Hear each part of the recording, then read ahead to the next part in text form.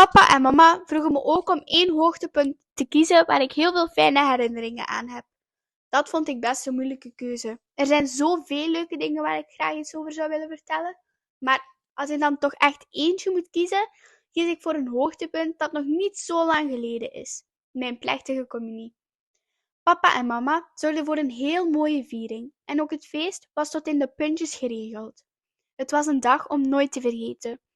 Ook wel een beetje de start van een nieuw hoofdstuk in mijn leven. De basisschool liep op zijn einde en er wachtte een nieuw groot avontuur op mij.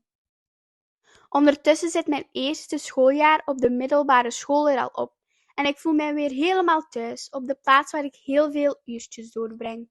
Ik heb heel veel vriendinnen en ga net zoals de alle voorgaande jaren weer graag naar school. Alles is weer op zijn plooi gevallen en ik ben nog steeds een gelukkig opgroeiend kind en daar ben ik mijn ouders heel dankbaar voor.